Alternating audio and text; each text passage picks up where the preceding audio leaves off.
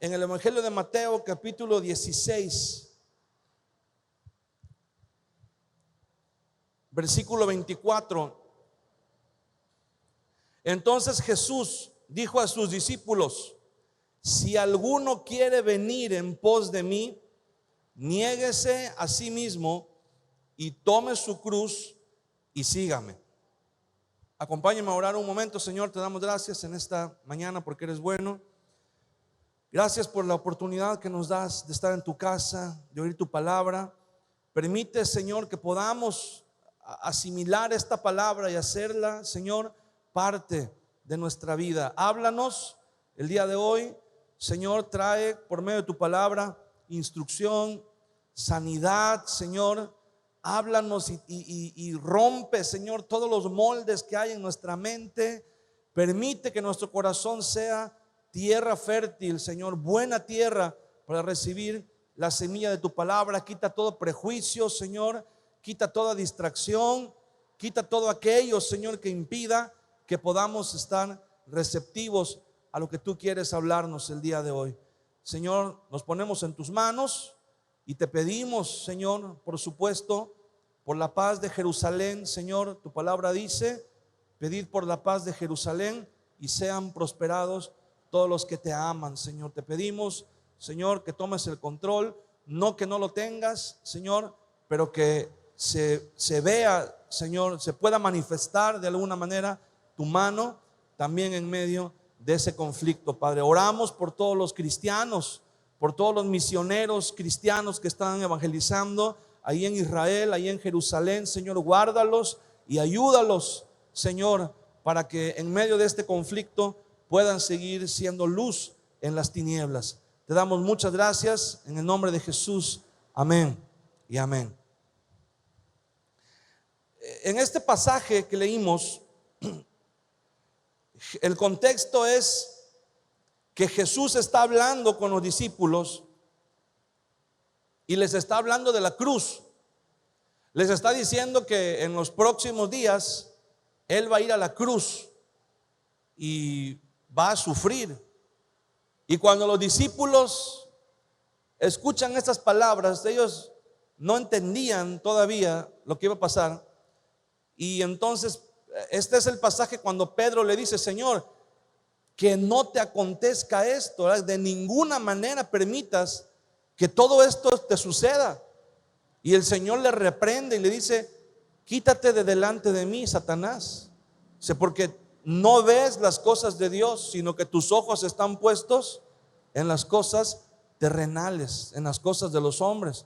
Y entonces, después de decirle estas palabras a Pedro, Jesús le dice a todos los demás, le dice: si alguno quiere venir en pos de mí, o sea, si alguno quiere seguirme, si alguno, en otras palabras, si alguno quiere ser mi discípulo, dice el Señor, este es el requisito: niéguese a sí mismo y tome su cruz, y entonces sígame. Solo entonces. Jesús está hablando en un sentido, era un dicho muy común en la época de Jesús: tomar tu cruz. Unos años antes de que Jesús naciera, hubo una rebelión.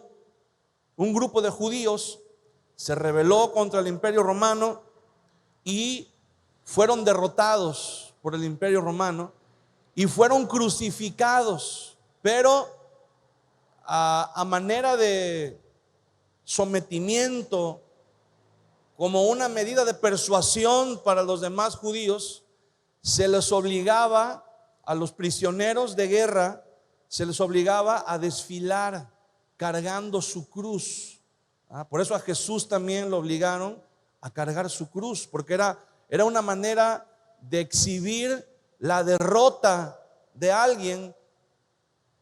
Y se hizo un dicho muy popular: cuando alguien abrazaba una causa perdida, cuando alguien pretendía lograr algo, pero a toda vista era algo imposible, era algo que no se podía hacer, la gente decía: mira, ya fulano de tal ya tomó su cruz, Porque decían, eso que está haciendo lo va a llevar.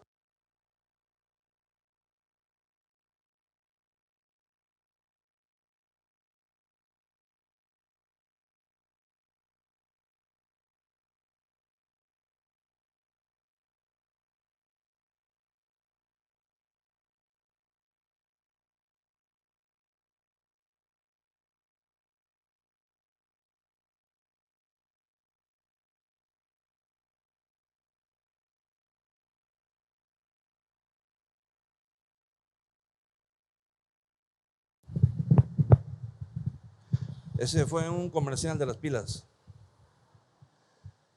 Entonces era un dicho muy común, ¿no? Y cuando Jesús le dice a sus discípulos, si alguien quiere venir en pos de mí, tome su cruz, significa que seguir a Jesús es igual a renunciar a cualquier propósito egoísta, a cualquier meta personal,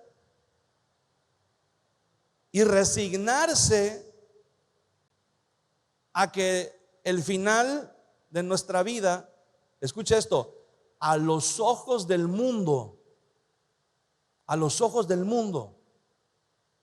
vamos a fracasar.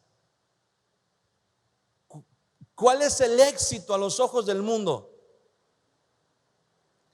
Triunfar, ¿verdad? Tener dinero, ser exitoso en el trabajo, en los negocios, tener tal vez muchas parejas, tener, no sé, salir en la televisión, hay muchas cosas que para el mundo significan éxito. Pero cuando una persona decide servirle a Dios, morir, renunciar a todo lo que el mundo ofrece, a la vista del mundo, eso es un fracaso. A la vista del mundo, la vida cristiana es un fracaso, ¿verdad? Porque renunciamos a muchas cosas que el mundo nos ofrece para agradar a Dios. En otras palabras, ¿verdad? Como dice Santiago, nos hacemos enemigos del mundo. Porque si nos hacemos amigos del mundo, nos hacemos enemigos de Dios. Entonces, nos hacemos amigos de Dios y enemigos del mundo. No quiere decir esto, ¿verdad?, que todo nos va a salir mal, que nunca vamos a triunfar en nada, que tu negocio no pueda tener éxito, que tu trabajo no pueda tener éxito. No, no se refiere a eso. Se refiere a cuando algo interfiere en nuestra vida cristiana, cuando algo interfiere con la integridad o con la santidad en la cual Dios nos ha llamado a vivir.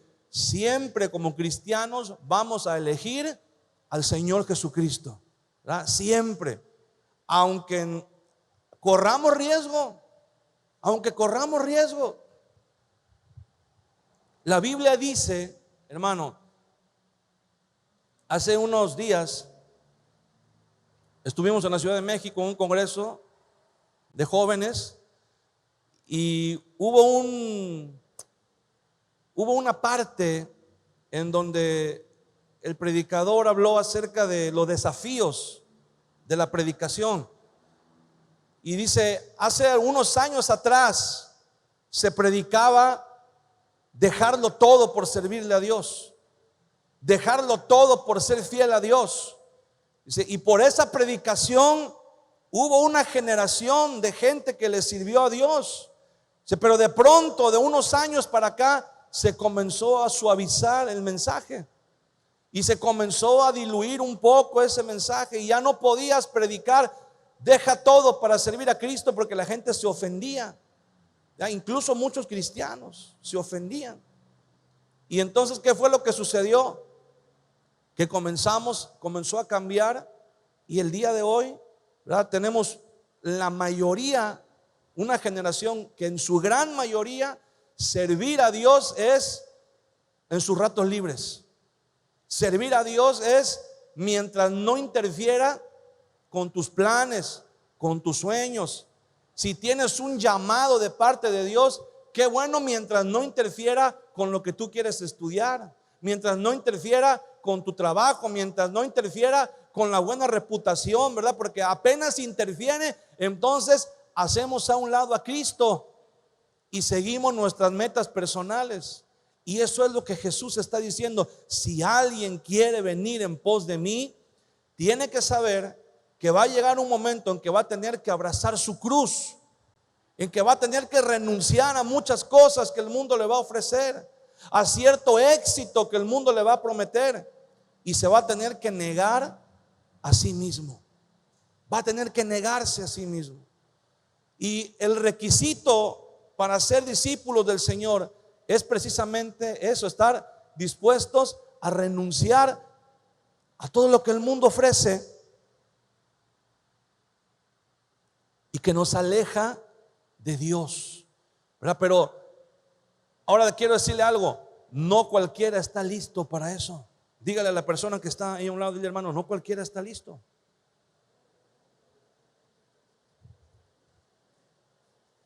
No cualquiera está dispuesto. Cuando el profeta Daniel habló al rey y le reveló el sueño que el rey había tenido y el significado, dice que el rey lo puso, era el segundo casi del rey, lo metió en todos los asuntos del gobierno y todo. Y dice la Biblia, en el libro de Daniel dice: y el rey pensó en ponerlo sobre todo el reino. O sea, el rey tenía la intención, estaba la posibilidad en sus planes. Es como que si vinieron y le dijeron a Daniel: Daniel, ¿qué crees? El rey está pensando que tú seas el candidato, ¿verdad? El próximo candidato. Y pues si lo nombraban candidato, pues casi era seguro que iba a ganar. Imagínate, tú vas a ser. Dice que pensó en ponerlo sobre todo el reino. O sea, iba a ser el segundo después del rey. O sea, el rey se iba a dedicar a vivir ahí a sus vacaciones, ¿verdad? Y Daniel iba a ser prácticamente quien iba a gobernar todo el reino. Pero de pronto, ¿qué creen que sucedió? Viene el rey por consejo de sus allegados y firma un decreto donde dice: nadie puede orar a ningún otro Dios que no sea el rey. Nadie puede postrarse, nadie puede hacer oración, nadie puede rendir culto a ningún Dios que no sea el rey. Y van y le entregan a Daniel, porque sabían que Daniel tenía sus devocionales. Dice que 3 veces al día oraba, se postraba delante de Dios. Y vienen y le dicen a Daniel: Daniel, mira lo que el rey dijo. Y mira, acuérdate que eres el candidato. Si yo estuviera en tu lugar, lo pensaba bien. Puedes perder, fíjate, estás a punto, estás así de ser el mero de gobernar todo el reino de Babilonia. Así que si yo fuera tú, lo pensaba bien. Aguántate, ¿verdad? Son nada más unos días, nada más son 30 días. ¿Qué puede pasar? Ya después que terminen los 30 días y ya sigues orando, Dios no se va a enojar, ¿verdad? Porque lo dejes de adorar 30 días. Pero no vayas a perder la candidatura, ¿verdad? ¿Y qué hizo Daniel? Llegó a su casa, dice la Biblia, abrió las cortinas, le dijo, ¿verdad? Saludó a todos los chismosos que estaban ahí enfrente esperando a ver si iba a orar o no. Abrió las cortinas y dice la Biblia, se postró y adoró al Señor. Y alguien pudo haber dicho: pero Daniel, ¿qué te pasa? Vas a tirar por la borda, ¿verdad?, tu carrera política. Vas a arruinar tus planes, puedes tener una vida, ¿verdad? Y Daniel dice: pero no solamente eso, te van a arrojar al foso de los leones. Y Daniel dice: no me importa. Abrazo mi cruz, me niego a mí mismo y sigo al Señor. Amén. No importa lo que el mundo te amenace que vas a perder. No importa incluso si el mundo te amenaza que vas a perder hasta tu propia vida. Pero seguimos siendo fieles al Señor. Amén. Ahora, les repito lo que dijimos hace un momento. No cualquiera está dispuesto a hacer eso. No cualquiera. Muchos cristianos, hermano, han sido puestos a prueba y han fallado. Muchos cristianos han abandonado, ¿verdad? Han saltado por la borda, han abandonado el barco en medio de la tormenta, en medio de la prueba, cuando viene la tribulación, cuando vienen tiempos difíciles. ¿Por qué? Porque parecía, ¿verdad? El miércoles compartimos un tema acerca de cuando Saúl fue coronado rey. Cuando Samuel vio a Saúl, Saúl tenía todo, reunía todos los requisitos para ser rey. Tenía todo, no le faltaba nada para ser rey. Dios lo trajo a Saúl y se lo mostró a Samuel y dijo: él es el rey. Y cuando Samuel lo vio, dijo: no, pues sí, tiene todo para ser el rey, ¿verdad? Dice la Biblia que era alto, era guapo, era responsable, trabajador, fuerte, ¿verdad? Tenía todas las características. Nada más lo único que le faltaba era la corona. Pero ¿qué creen? Se desvió, al final se desvió, se alejó de Dios, hizo lo malo y Dios lo desechó.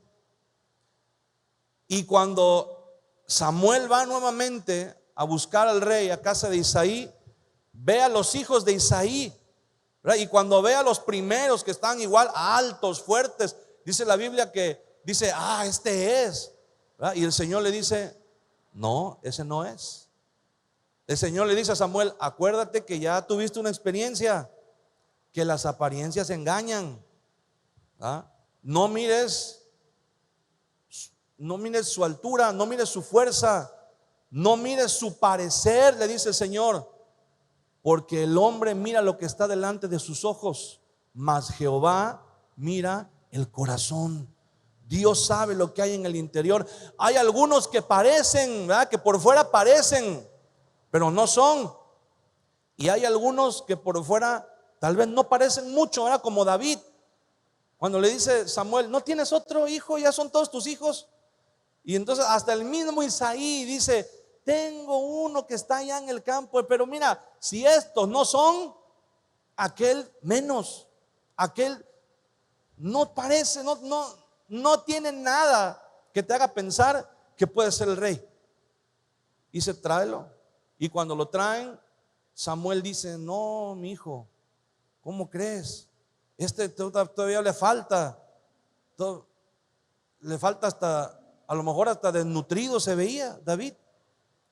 Pero cuando David llega, el Señor le habla a Samuel y le dice: úngelo, porque él es. Y Samuel, yo creo que se haber quedado así, de haber dicho: Señor, bueno, si tú me dices, yo lo unjo, ¿verdad? Pero no parece que sea el rey, no tiene pinta de rey. Hay algunos que parecen que son discípulos. Y fíjese bien, es interesante la palabra discípulos, porque es la primera palabra o el primer nombre con que se conoce a los seguidores de Jesús. La palabra cristiano viene a aparecer como 20 años después de Cristo, muchos años después. La palabra cristiano no existía. Primero se le llamaba de muchas maneras. Primero se le llamó nazarenos. También se le llamaba los seguidores del camino. Pablo llama a los cristianos seguidores del camino. Le llamaban de otras maneras, le llamaban los seguidores del nombre. Así también les llamaban. Pero es casi 20 años después, en Antioquía, cuando los comienzan a llamar cristianos. Y la palabra cristianos significa un Cristo pequeño, un Cristito. Y al comienzo fue un término despectivo, porque se hacía alusión precisamente a que Cristo había muerto crucificado. Y entonces dice, si Cristo murió, pues estos que son cristitos pequeñitos, ¿verdad? Pues también van a morir. Y entonces la palabra discípulo es una de las primeras palabras que se usa para llamar a los seguidores del Señor, a los seguidores de Jesús. Y entonces aquí podemos sacar como conclusión, ¿verdad?, que hay quienes parece que son cristianos, parece que son discípulos, pero a la mera hora resulta que no son. Y hay a lo mejor algunos que no parecen mucho, ¿verdad? A lo mejor hay algunos que medio no pasan el examen. Pero ¿qué cree? A veces esos son los más fieles, esos son los más entregados, esos son los más apasionados por el Señor. Amén. Cuando Jesús le habla a los discípulos, es difícil imaginarse el grupo de personas al que Jesús se dirigía. Eran personas, mire, alguien hizo un experimento.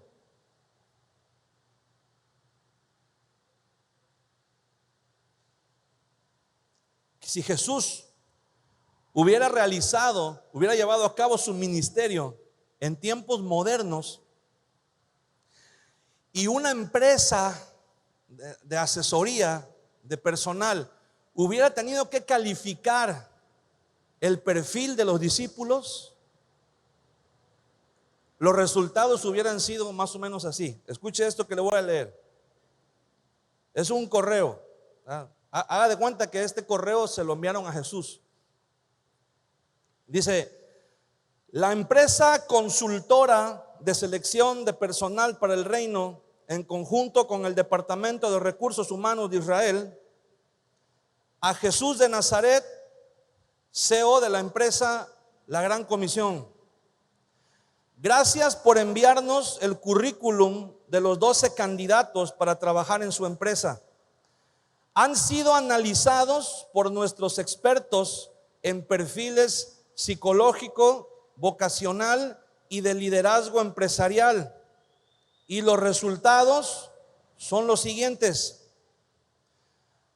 Nuestro equipo de consultores opina que a la mayoría de sus candidatos les falta educación y varias de las cualidades que se necesitan para aspirar al éxito empresarial. La imagen que proyectan tampoco es la adecuada. El perfil físico deja mucho que desear. Algunos de ellos son toscos y vulgares al expresarse. No poseen el concepto de trabajo en equipo. Les sugerimos buscar otros candidatos con el perfil necesario para alcanzar el éxito en la empresa, o de lo contrario no lo alcanzará. Por ejemplo, Simón Pedro, francamente, es un caso perdido ese muchacho. Es muy inestable emocionalmente, con un carácter sumamente explosivo, incontrolable, y además en varias ocasiones se le ha visto portar entre sus ropas una espada. Andrés, este candidato no muestra ninguna cualidad de liderazgo. Santiago y Juan, los hijos de Zebedeo, ellos anteponen sus intereses personales antes que los de la empresa. Su ambición desmedida por puestos de importancia puede llegar a poner la empresa en peligro. Tomás no tiene carácter, es muy titubeante, afectaría la moral de la empresa. Mateo está en la lista negra de la Cámara de Comercio de Jerusalén. Santiago y Judas Tadeo tienen inclinaciones extremistas y manifiestan un perfil psicológico maníaco depresivo. Bartolomé es muy pasivo.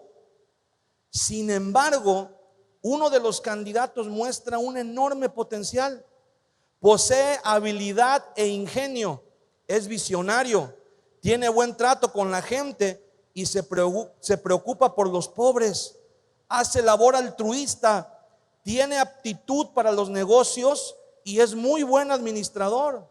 Es sumamente responsable, optimista y jovial.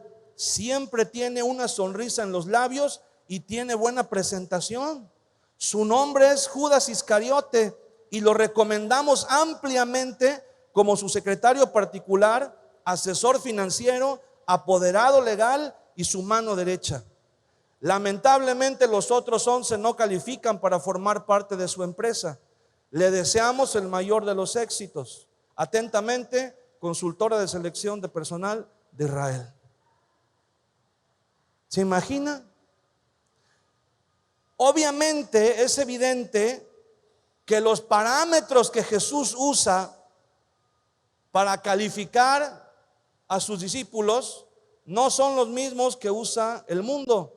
Ante el mundo, 11 de los 12 discípulos no calificaban, no eran aptos para el reino de Dios, para la gran comisión. Solamente uno, ¿verdad? A los ojos del mundo, solamente uno calificaba, y ese era ni más ni menos que Judas Iscariote, ¿verdad? El que al final terminó traicionando al Señor, el que al final terminó vendiendo al Señor. ¿Por qué? Porque parecía, pero no era. Y los otros 11 no parecían, pero al final sí eran. ¿Por qué? Lo dijimos hace un momento cuando el Señor le habla a Samuel y le dice: el hombre mira lo que hay delante de sus ojos, pero Dios ve el corazón. El día de hoy, hermano, basta que una persona diga que es cristiana para que todo el mundo crea que es cristiano. Pero ¿qué se necesita en realidad para ver que una persona es cristiana? Hay un requisito indispensable y es el arrepentimiento. El arrepentimiento, quiero decirle algo, es una palabra que el día de hoy nadie quiere escuchar, nadie quiere saber, porque el arrepentimiento, hermano, tiene que ver y lleva implícita la idea del cambio. Arrepentirnos es reconocer que estamos mal, reconocer nuestros errores, reconocer nuestro pecado y cambiar, estar dispuestos a cambiar, pedirle a Dios que nos ayude. Pero ¿qué cree? Nadie quiere reconocer sus errores. Y la antítesis del arrepentimiento es la autojustificación. Nos justificamos, nos escondemos del Señor. Cuando el Señor llamó a Adán, le dijo: hey, ¿dónde estás? Y Adán estaba escondido. Dice: tuve miedo porque estaba desnudo y me cubrí con hojas. ¿Sabe, hermano? El hecho de que se hayan cubierto con hojas significa la autojustificación. El hombre queriendo tapar, queriendo cubrir su pecado, queriendo hacer de cuenta que no pasa nada. Pero ¿qué cree? La vergüenza ahí estaba. Y esa vergüenza fue la que los llevó a esconderse. Las hojas con las que se cubrieron no fueron suficientes para cubrir la vergüenza que sentían.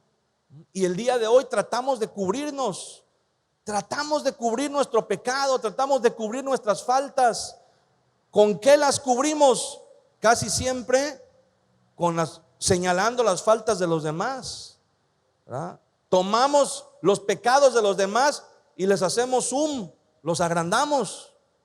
Y si los hay, los agrandamos. Y si no los hay, los inventamos, ¿verdad? Los inventamos.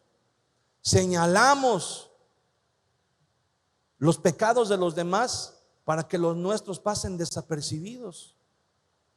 ¿Yo de qué me tengo que arrepentir? ¿Verdad? Si yo no he hecho nada malo, lo que yo hago, pues todo el mundo lo hace, no le hago daño a nadie.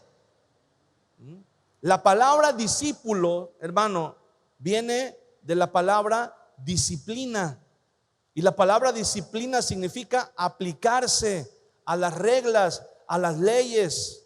no hacer lo que nosotros queramos. Es como cuando usted siembra una planta, pero el tallo es muy débil y se dobla, y usted le pone una varita y la amarra, ¿verdad? La varita es la disciplina, donde le dice: hey, no vas a ir cuando tú quieras, aquí te vas a quedar, ¿verdad? Vas a crecer en esta dirección. La disciplina es como cuando somos niños, y a un niño hay que repetirle las cosas. A un niño hay que repetirle todas las mañanas cuando se levanta: cepíllate los dientes, lávate la cara, peínate, ¿verdad? Y todos los días hay que repetirlo y repetirlo y repetirlo hasta que se repite tantas veces la acción que llega un momento en que ya, aunque nadie se lo diga, lo hace.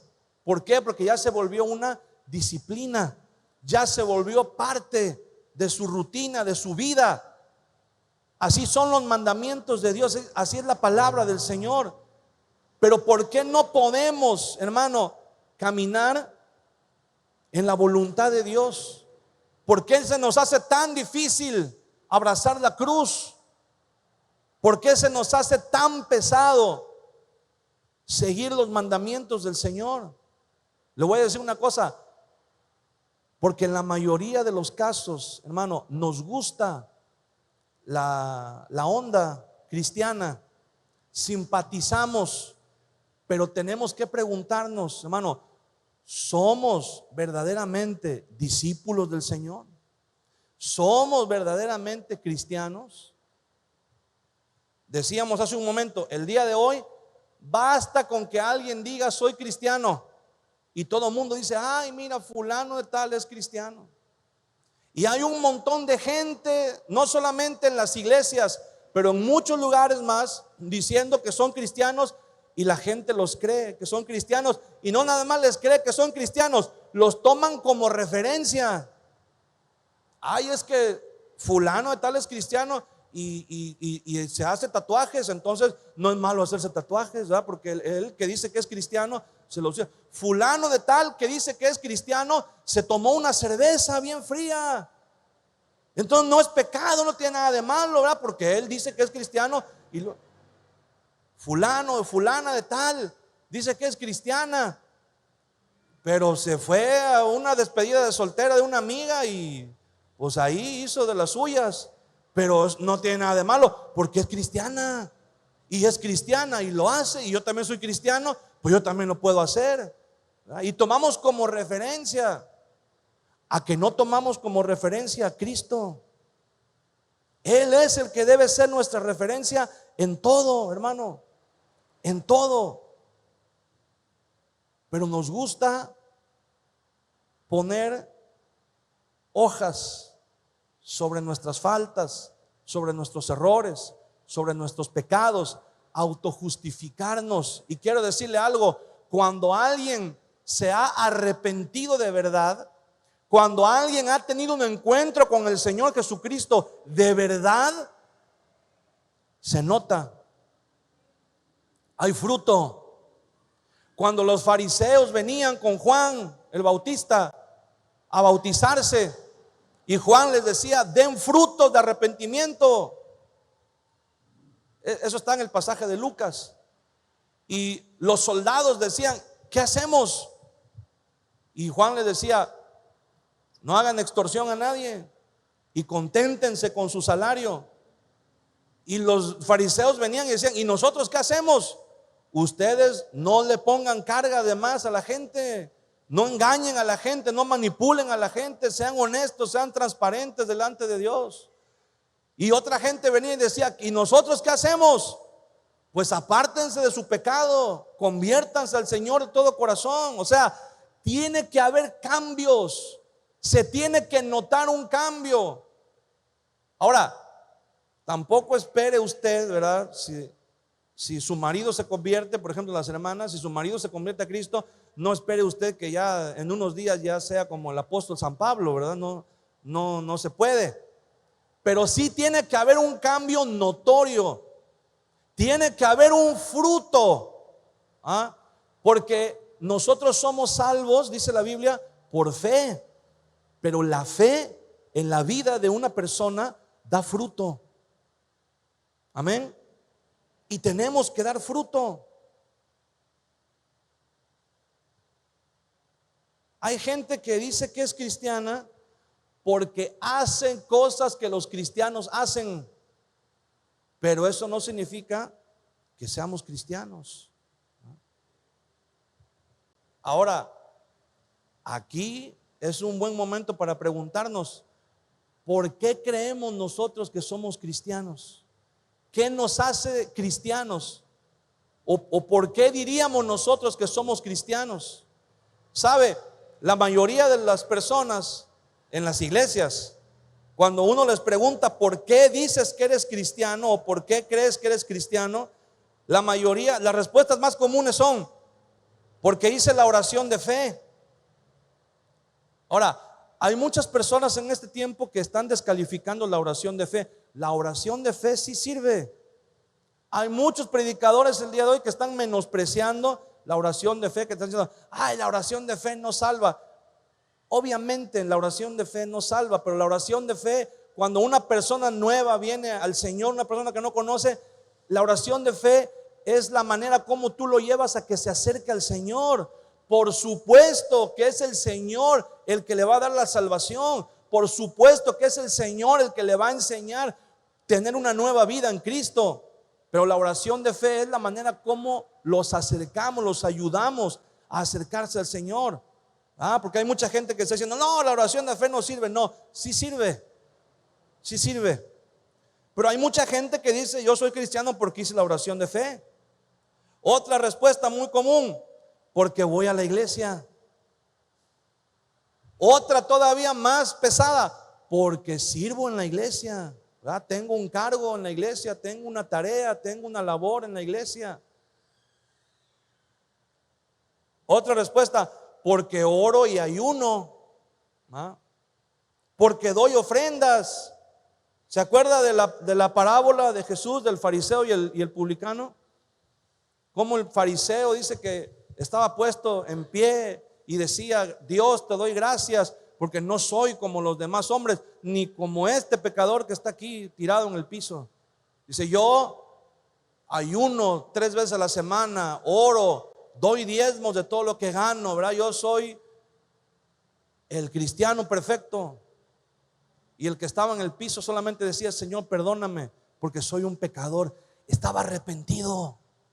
Y dice la Biblia que el publicano se fue a su casa perdonado antes que el fariseo. Estaba más cerca del perdón el publicano que el fariseo. Ahora, ante los ojos del mundo, ¿quién estaba más cerca del Señor? El fariseo. Porque iba a la iglesia, porque daba ofrenda, porque oraba, porque ayunaba, porque daba ayuda a los pobres, porque se portaba muy bien, porque andaba. Todo el mundo creía que era el que estaba más cerca de Dios. Pero había orgullo en su corazón, había soberbia. Y el otro hombre, ¿verdad? Que todo el mundo tenía, ay, publicano, lo peor. Pero él se sabía pecador y lo confesó delante de Dios. Dijo, Señor, perdóname, porque soy un pecador. Cuando uno reconoce su culpa, cuando uno reconoce su pecado, ese es el primer paso para el arrepentimiento. Una persona que no está arrepentida, una persona que no reconoce su pecado, no puede ser discípulo del Señor.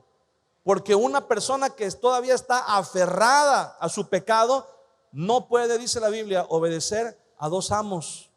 No puede servir a 2 señores. Otra respuesta muy común es porque mi familia es cristiana, ¿verdad? Porque nací en una familia cristiana, dicen por ahí, de cuna cristiana. Y dice, pues por eso soy cristiano. Tampoco. Y muchas de esas respuestas hacen creer a la gente que son cristianos, pero en realidad no son cristianos. Somos simpatizantes, somos creyentes. Ahora, qué bueno que lo somos, ¿verdad? Qué bueno, porque peor sería que anduviéramos en el mundo, ¿verdad? Que nos fuéramos y que dijéramos, no quiero nada con Dios, no. Qué bueno que simpatizamos con el evangelio, pero no es suficiente simpatizar con el evangelio. Tenemos que dar un paso más. Tenemos que ir más allá. No nos podemos quedar donde estamos. Tenemos que decirle al Señor: Señor, yo quiero ser verdaderamente tu discípulo. Y hay personas que no tiene idea cuántas discusiones me ha tocado tener con personas, ¿verdad?, en persona y en internet también, que dicen que no hay que arrepentirse, que el arrepentimiento es algo, que no, que Dios es un Dios de amor, que Dios nos ama y que Dios nos acepta así como somos. Y ahora fíjese bien, hay algunas iglesias que han cambiado incluso la imagen que proyectan. Y esto yo lo he visto, no me lo han platicado. Hay muchas iglesias que ahora han puesto ahí donde está su imagen, su logo, el nombre de la iglesia, y abajo le ponen iglesia inclusiva. Hermano, la iglesia siempre ha sido inclusiva. Pero ¿por qué le ponen ahora iglesia inclusiva? Obviamente están haciendo alusión, ¿verdad?, a que pueden, el tema que está puesto sobre la mesa con lo inclusivo es que pueden entrar personas de cualquier orientación sexual. Y le voy a decir una cosa: la iglesia siempre ha sido inclusiva. Por supuesto que puede entrar cualquier persona con cualquier orientación sexual, pero eso no quiere decir que se le va a dar una palmada en la espalda y se le va a decir: no te preocupes, mijo, así estás bien, así como estás, así Dios te ama y no tienes que cambiar, así Dios te recibe. Porque no es cierto, porque no es verdad. Y ahora quiero decirle algo: ya aprobaron la ley contra las terapias de conversión. Usted no puede decirle directamente a una persona que se identifica con otro género sexual, no le puedes decir: te tienes que arrepentir y tienes que cambiar, porque la manera de vivir que tienes no le agrada a Dios. Ya no se lo puedes decir, ya es contra la ley. Si una persona entra a la iglesia y escucha una predicación acerca de esto, puede protestar, puede demandar. En su imaginación puede demandar, ¿verdad? Porque en primer lugar entró por su propia voluntad, y en segundo lugar nadie dijo su nombre. La predicación es en general para toda la iglesia, ¿verdad? Entonces, pero la intención de ellos es decir: no, ya no me puedes decir, yo no necesito arrepentirme, yo así. Es más, he oído gente decir: si Dios me acepta así como soy, qué bueno, y si no me acepta, entonces no es Dios, porque no es bueno. La Biblia dice que Dios no hace acepción de personas. La Biblia dice que a todo el que se acerca a Él, Él le recibe. Pero también la Biblia dice que si no nos arrepentimos, mire, cuando Juan el Bautista comenzó a predicar, Mateo capítulo 3, versículo 1 y 2, Juan el Bautista comenzó diciendo: arrepiéntanse, porque el reino de los cielos ha llegado. Cuando Jesús comenzó a predicar en Mateo 4:17, Jesús comenzó diciendo: arrepiéntanse, porque el reino de los cielos ha llegado. Cuando Pedro comenzó a predicar en Hechos 2:38 y 3:19, dijo: arrepiéntanse, arrepiéntanse. Cuando Pablo comenzó a predicar en su sermón de Hechos 17:30, dice: Dios, habiendo pasado por alto la ignorancia de estos tiempos, ahora manda a todo hombre en todo lugar que se arrepienta. El arrepentimiento es el requisito indispensable, hermano, para ser seguidores del Señor, para ser discípulos, para ser cristianos.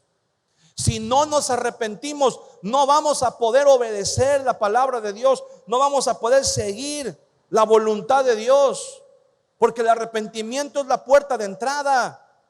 ¿Cómo nos va a enseñar Dios una manera de vivir nueva si no renunciamos a la vieja manera de vivir?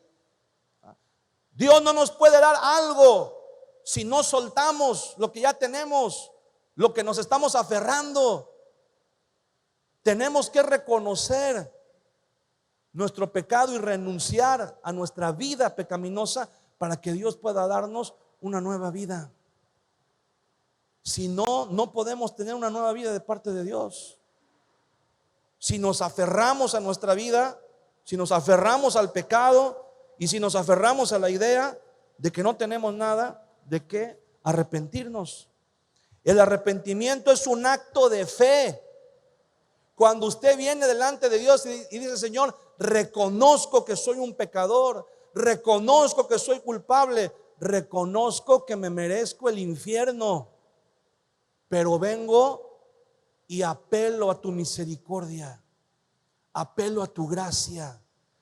Y la palabra del Señor, hermano, dice que el Espíritu Santo viene a nuestro corazón y nos da la convicción, nos da la certeza de que hemos sido justificados delante de Dios. Jesús dijo: cuando el Espíritu de verdad venga, Él convencerá al mundo de pecado, de juicio y de justicia. El Espíritu Santo nos convence de justicia. Somos justificados delante de Dios.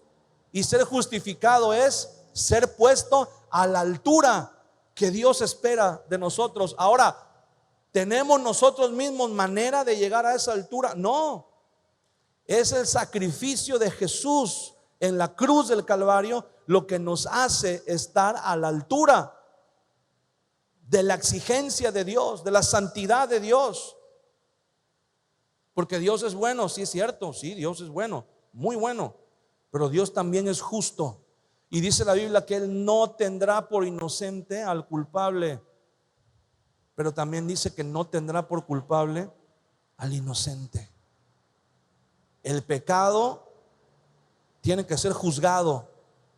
Ahora, usted y yo estamos bajo el pacto de la cruz. Entonces nuestro pecado, fíjese bien, antes de ser cristianos, antes de convertirnos a Cristo, éramos culpables. Y dice la Biblia: Dios no tendrá por inocente al culpable. Éramos merecedores del juicio de Dios. Cuando nos ponemos, ¿verdad?, bajo el pacto de la cruz, nos acercamos al Señor y le pedimos al Señor que venga a nuestra vida.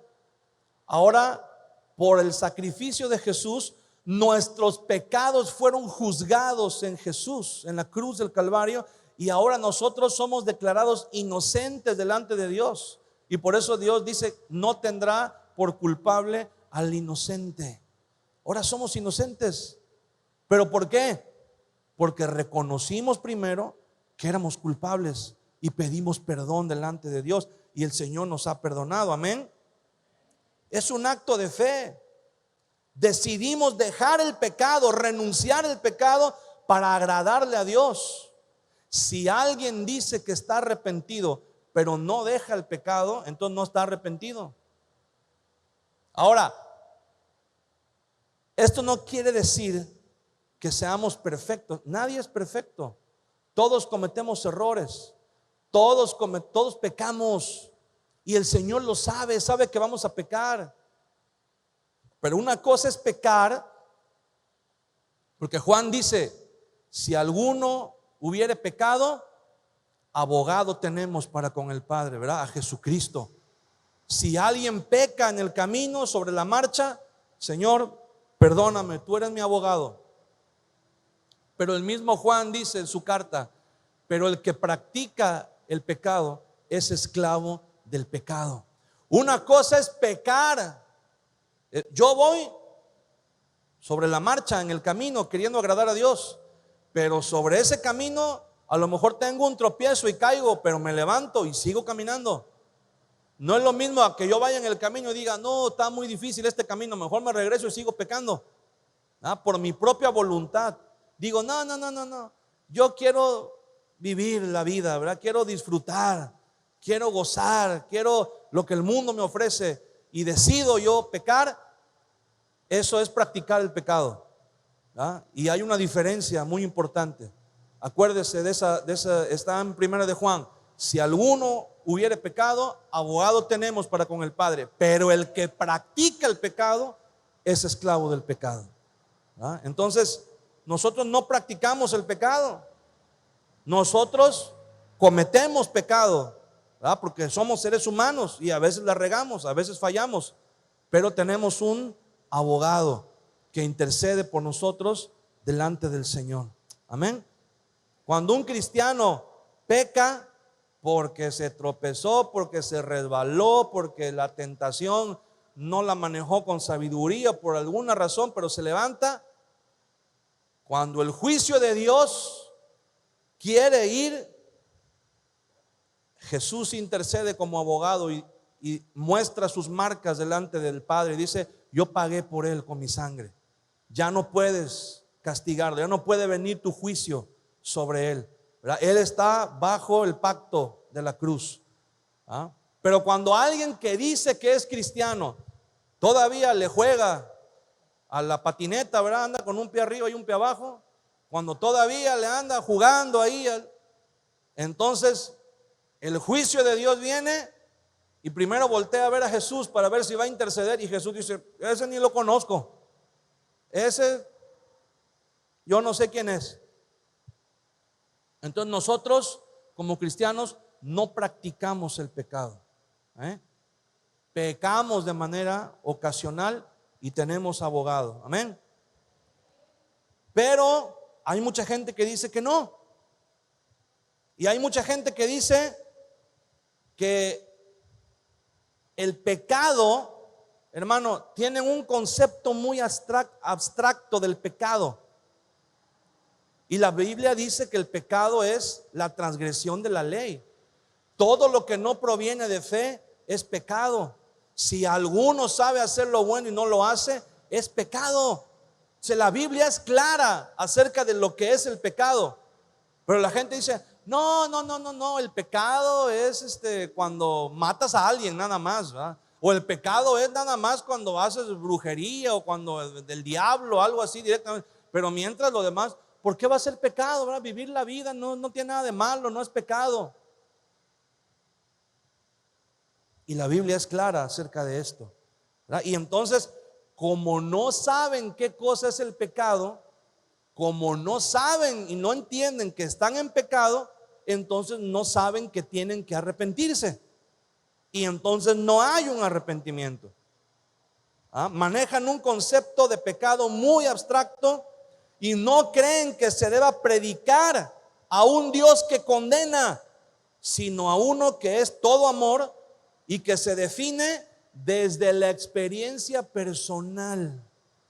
Hágame usted el favor, definir a Dios desde la experiencia personal. Dios es como yo creo que es. Dios es como yo pienso que es, ¿verdad? Y la Biblia no dice eso. La Biblia dice, lo primero que Dios dice cuando se manifiesta al ser humano, dice: yo soy el que soy. Y Él es el que es. Y no le podemos dar vueltas. Dice la Biblia que Él es el mismo ayer, hoy y siempre. Él no cambia. Amén. El concepto de santidad no cambia. El concepto de pecado no cambia. Dios sigue siendo el mismo. Amén. Pero el mundo dice: no, Dios es como cada quien lo conciba, un Dios de amor. Y se deslindan de cualquier cosa que tenga que ver con el dogma, con la doctrina. Ay, no, la doctrina, no, ay, no, el dogma, ay, no, la teología, no, ¿para qué? Eso es del diablo, ¿verdad? Eso no te trae nada bueno, eso nada más te va a hacer daño. A todas luces quieren negar lo que la palabra de Dios nos enseña. Se dan cuenta que ahora la tendencia del posmodernismo es la redefinición. Se están redefiniendo las leyes, están redefiniendo la sexualidad, están redefiniendo todo, y ahora quieren también redefinir a Dios, como si Dios necesitara una nueva definición. Dios es quien es, amén. Y no hay cambio en Él. La palabra de Dios nos dice algo muy importante. Hay gente que cree que no necesita arrepentirse. Hay gente que dice: no, que se arrepientan los demás, ¿verdad? ¿Yo por qué? Que se arrepientan los que matan, que se arrepientan los que roban, que se arrepientan los que secuestran, que se arrepientan. Sí, pero Jesús dijo: ¿de dónde salen los hurtos, los homicidios, las guerras, las fornicaciones, todo lo malo que el hombre hace, ¿de dónde sale? Del corazón. Primero lo piensas antes de hacerlo.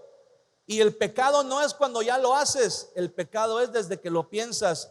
Y hay muchos que nunca han matado, pero se han quedado con las ganas. Hay muchos que no han matado, no han secuestrado, no han robado, pero en su corazón tienen avaricia, en su corazón tienen envidia, tienen orgullo, tienen falta de perdón. Y dice la Biblia, el que aborrece a su hermano ya es homicida. ¿Por qué? Porque el aborrecer a tu hermano es el primer paso para matarlo. Entonces dice Jesús, ¿cómo no? Tenemos mucho de qué arrepentirnos. La Biblia dice en Mateo capítulo 9, del 11 al 13, apúntelo, cuando Jesús comía con los pecadores, con los publicanos, con la gente que era marginada en la sociedad judía, y los fariseos vienen con los discípulos y le dicen, ay, su maestro se junta con lo peor de lo peor. Miren con quién está comiendo, con los publicanos, con los pecadores, con las prostitutas, con la gente más vil, con la gente más baja. Y Jesús le dice, no se preocupen, yo no he venido a llamar a justos, sino a pecadores para que se arrepientan. Y Jesús se los dice con cierta ironía, con cierto sarcasmo. Les dice, no se preocupen, ustedes son perfectos, ustedes no necesitan el perdón de Dios, ustedes están más allá del bien y el mal. No, preocúpense. Yo vengo por los pecadores, por los que sí necesitan arrepentirse. Ustedes no se preocupen, ustedes también. Porque ellos juzgaban, ellos creían que ellos eran muy justos y los demás no. Y entonces no se juntaban, ¿verdad? No se juntaban con la chusma. Y entonces Jesús les dice, no se preocupen, ustedes quédense ahí donde están. Yo vine a llamar a los malos, a los pecadores, a los marginados. No se preocupen, quédense ahí en su justicia, en su santidad, ¿verdad? Cuando la palabra del Señor dice en el Salmo 14, fíjese bien, cuando Pablo habla en Romanos capítulo 3 y cuando dice no hay justo ni aún uno, no hay quien busque a Dios, no hay quien haga lo bueno, todos se han corrompido, todos al mismo tiempo se echaron a perder. Cuando Pablo dice eso, está citando el Salmo 14. Cuando Pablo dice eso, no está diciendo, no está hablando de la condición en la que el hombre fue creado.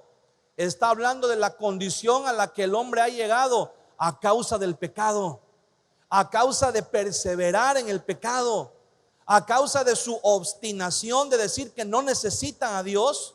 El pecado lo va degradando hasta que llegan a una degeneración, hasta que llega a una depravación.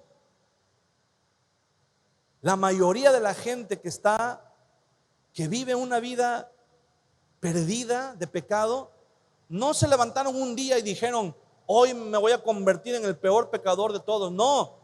¿Sabe cómo comenzaron? El primer paso es decir, yo no necesito a Dios. Cuando tú dices yo no necesito a Dios, es el primer paso. Caín y Abel fueron criados los dos por los mismos padres, por Adán y Eva. Pero cuando llegó el momento que ellos tenían que ofrecer sus propios sacrificios, dice la Biblia que Abel presentó una ofrenda. Dice que tomó de lo mejor de las ovejas, la más bonita, ¿verdad? La más sana, la puso en el altar y la sacrificó delante de Dios.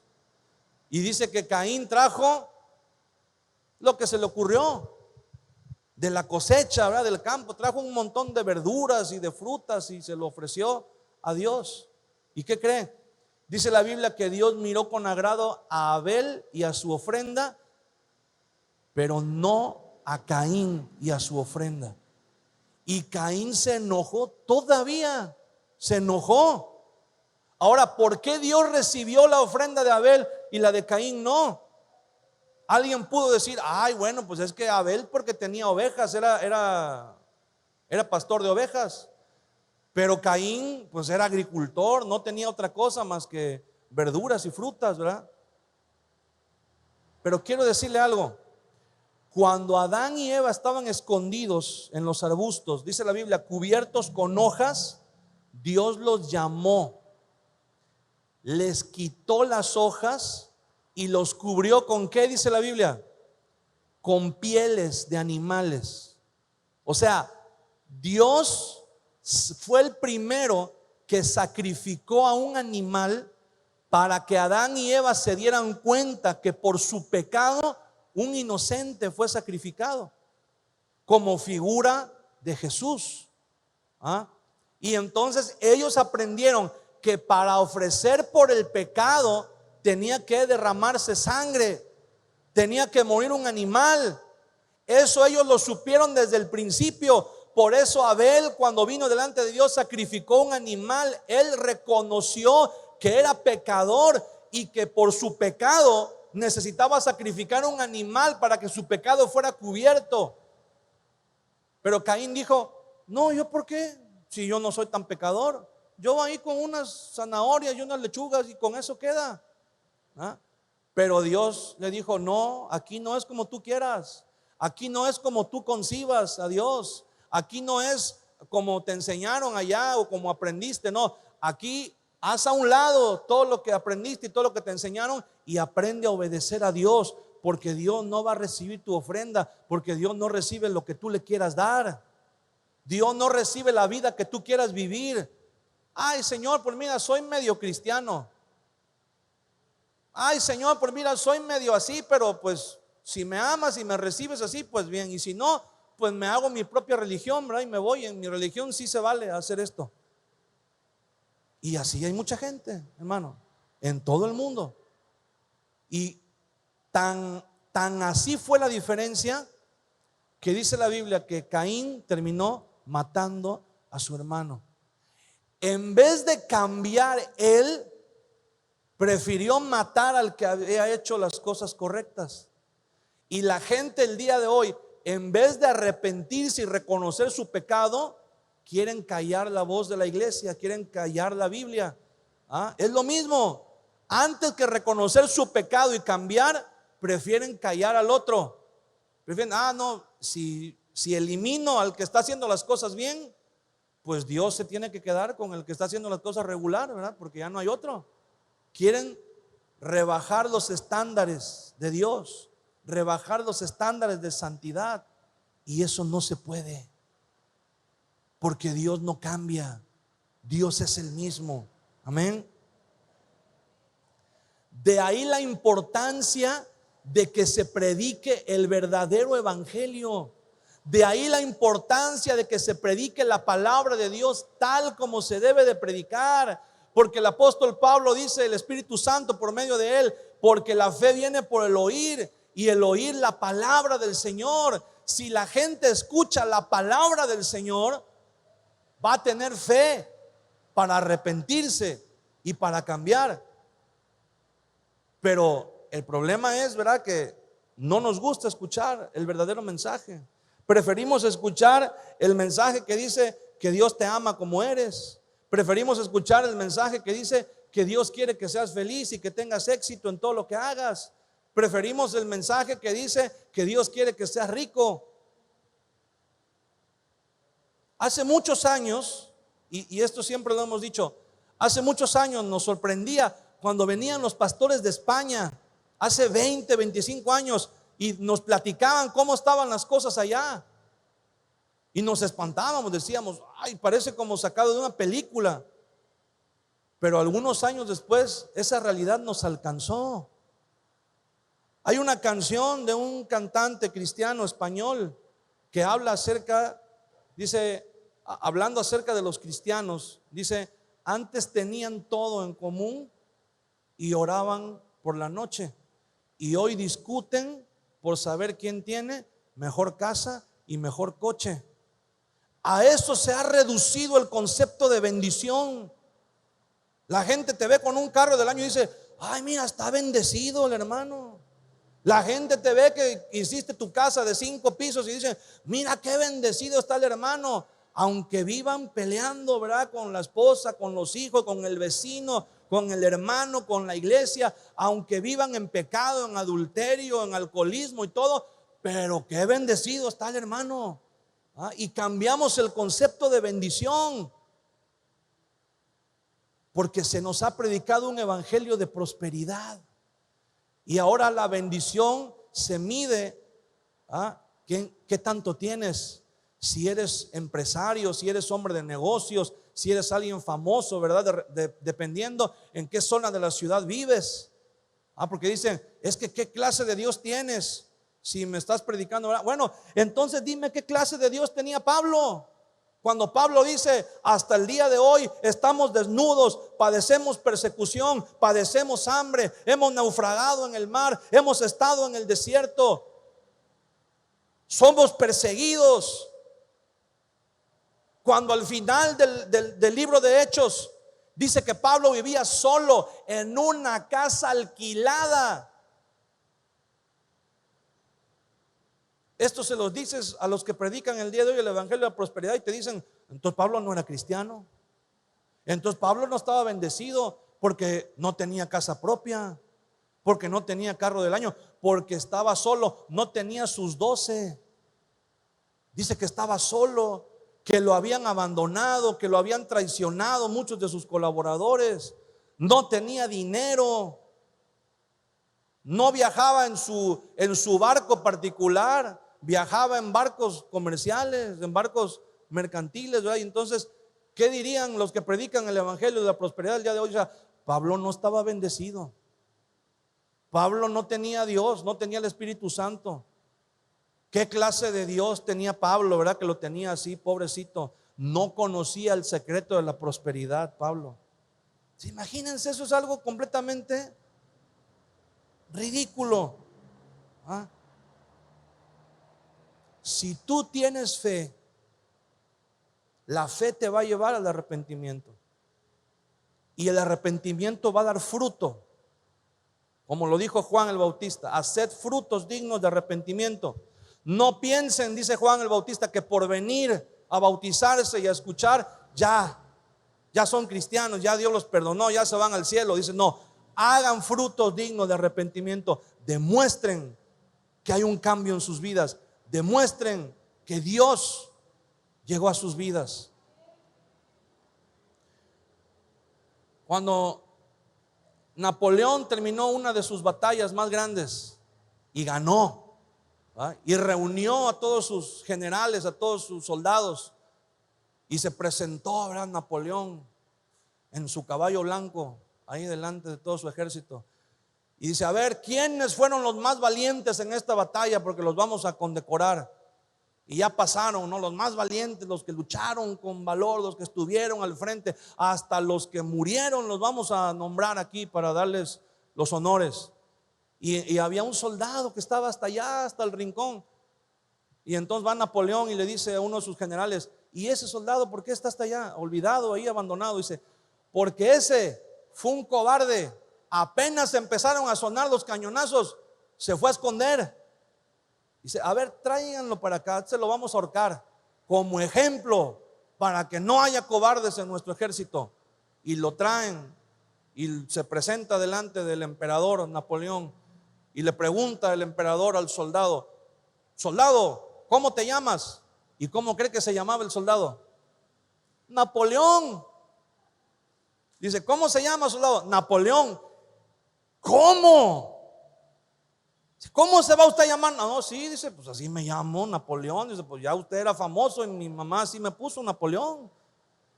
Y pues obviamente Napoleón era un nombre que tenía cierto prestigio. Y entonces el emperador Napoleón en ese momento decidió no matar al soldado, no lo colgó. Le dijo, tienes dos opciones. Le dijo, o cambias tu manera de ser o te cambias el nombre.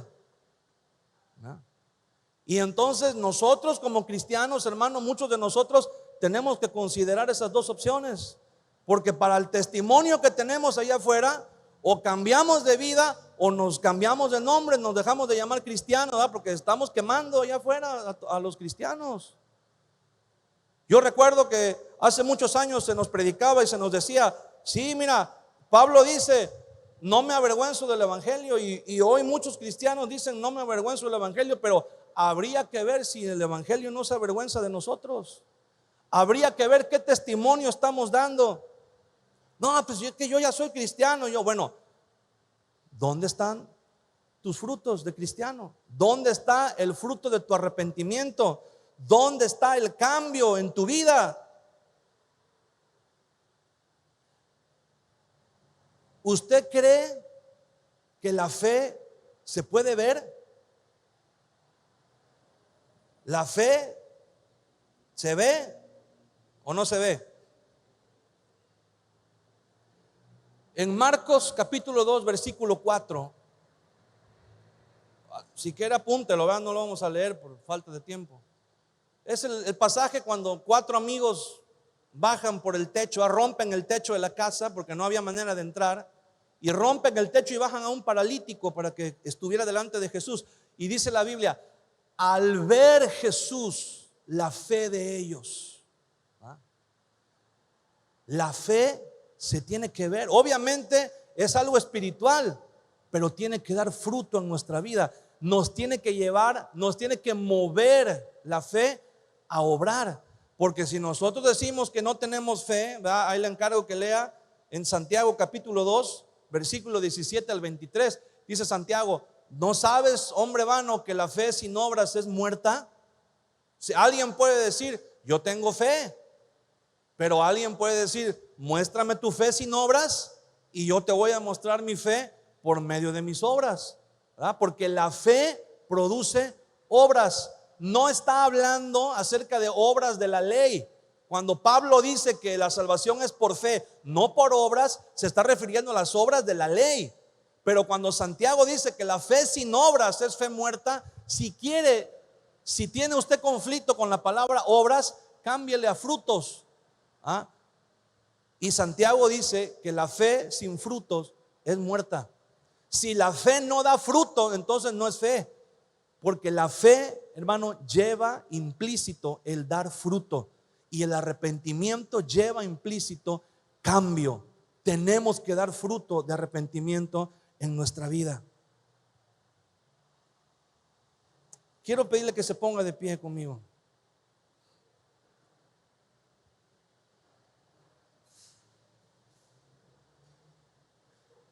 No es fácil, hermano.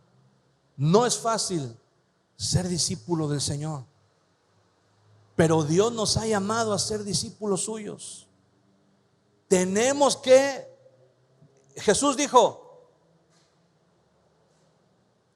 el camino de la perdición, la puerta que lleva a la perdición es ancha y muchos son los que entran. Y la puerta, el camino es ancho y la puerta es grande. Pero el camino que lleva a la salvación es estrecho y la puerta también es pequeña. Jesús dice, esforzaos pues a entrar. Esfuérzate a entrar. Vale la pena. Es difícil ser cristiano, sí es difícil. Tienes que renunciar a cosas que te gustan porque le gustan a la carne. Y desde el punto de vista humano es imposible. Le voy a decir una cosa, desde el punto de vista natural, ser cristiano es imposible. Es un concepto imposible. Pero le voy a decir una cosa, cuando usted viene delante de Dios y se arrepiente, y hay un arrepentimiento genuino, y acuérdese que el arrepentimiento lleva implícito el cambio. Cuando cambiamos, cuando verdaderamente cambiamos, hacemos un esfuerzo por ser diferentes, hermano, Dios nos ayuda. Dios nos envía ayuda. Dice la Biblia que el Espíritu Santo viene a tu vida y a mi vida y produce un nuevo nacimiento, produce una nueva naturaleza. Y cuando usted está dando sus primeros pasos como cristiano y apenas está en el arrepentimiento, usted dice, ay, qué difícil es mantenerse en santidad.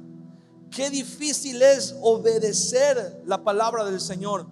Es bien difícil, pero me voy a esforzar porque yo quiero agradar al Señor, porque yo quiero ser un discípulo del Señor. Y cuando el Señor ve que hay un verdadero arrepentimiento, que hay un deseo genuino de cambio, el Espíritu Santo viene sobre usted y sucede un milagro que se llama nacer de nuevo. Jesús dijo: si el que no nace de nuevo no puede ver el reino de Dios. Cuando usted y yo nacemos de nuevo, mire, hay un mandamiento en Juan capítulo 14 versículo 15. Jesús dice: si me amáis, guardad mis mandamientos. Si verdaderamente me amas. ¿Cuántos, hermanos? Mire, si saliéramos a la calle a preguntarle a la gente si aman a Dios, la gente diría: claro que sí, amo a Dios. Pero si le preguntamos: ¿obedecen los mandamientos del Señor? Ahí viene el problema. Entonces, muchos decimos que amamos a Dios, pero se nos hace bien. Ay, es que es bien difícil. Ay, Señor, es que tú sabes. ¿Qué sabe Dios? ¿De qué le hablas? Señor, es que tú sabes. Sí, es difícil ser cristiano, pero por eso necesitamos nacer de nuevo. Porque cuando nacemos de nuevo, la naturaleza, el corazón que ha nacido de nuevo, es un corazón que ama a Dios con todas sus fuerzas. Y es un corazón que, como ama a Dios con todas sus fuerzas, la pasión, el deseo más grande que hay en ese corazón es agradar a Dios. Cuando un corazón está apasionado por Dios y ha nacido de nuevo, viene el mundo y te ofrece cosas y tú dices: no, hombre, estás loco, ¿qué voy a cambiar yo? Amo a mi Señor. ¿Cómo crees que me voy a vender por esas cosas insignificantes, vanas y pasajeras? Pero si alguien no ha nacido de nuevo todavía, el mundo viene y te ofrece y sientes así como que. Y entonces tienes dos opciones: abrazar tu cruz y negarte a ti mismo, o volver al pecado, volver atrás, y vuelves otra vez a la lucha y vuelves otra vez a empezar de cero. ¿Qué se necesita para ser discípulos del Señor? Arrepentirse. Cuando verdaderamente hay un arrepentimiento y un cambio genuino, el Espíritu Santo viene y hace el milagro de nacer de nuevo. Naces de nuevo, y cuando naces de nuevo, tu corazón arde en una pasión, en un deseo por agradarle a Dios. Y entonces no te importa nada, no te importa lo que la gente diga, no te importa lo que la gente piense. Oras en todo lugar, alabas a Dios en todo lugar, le das gracias a Dios por todo, bendices a la gente en todo momento y no te importa nada. El Señor dice, Primera de Juan capítulo 5,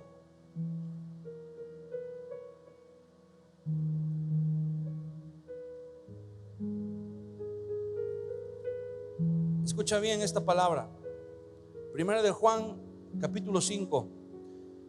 Todo aquel que cree que Jesús es el Cristo es nacido de Dios. Y todo aquel que ama al que engendró, ama también al que ha sido engendrado por él.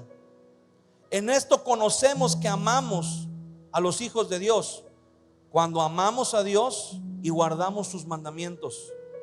Escuche, porque este es el amor a Dios, que guardemos sus mandamientos, y sus mandamientos no son gravosos. Cuando tú amas a Dios, cuando tú has nacido de nuevo a través del arrepentimiento, los mandamientos de Dios no son gravosos, no son difíciles, no son pesados. Al contrario, es un privilegio, es un gozo, es un gusto, es un placer obedecer al Señor, guardar los mandamientos, porque sabemos que cuando lo hacemos, cuando vivimos una vida que le agrada al Señor, Dios se está deleitando, Dios se está glorificando. La siguiente sesión, la siguiente parte, vamos a ver, se llama los frutos del discípulo. Los frutos de la vida del discípulo. Ya no solamente el fruto del arrepentimiento, pero los frutos en la vida, lo que se tiene que reflejar en la vida de un discípulo, pero todo parte de aquí. Por eso se llama el requisito indispensable, que es el arrepentimiento, tener un encuentro genuino con Dios, reconocer, hermano, que sin Dios no somos nada, reconocer, hermano, que por la gracia y la misericordia de Dios es que estamos el día de hoy aquí. Amén. Cierra tus ojos delante de la presencia del Señor un momento. Y quiero invitarte en esta tarde a que tú le digas al Señor: Señor, yo quiero ser un discípulo tuyo.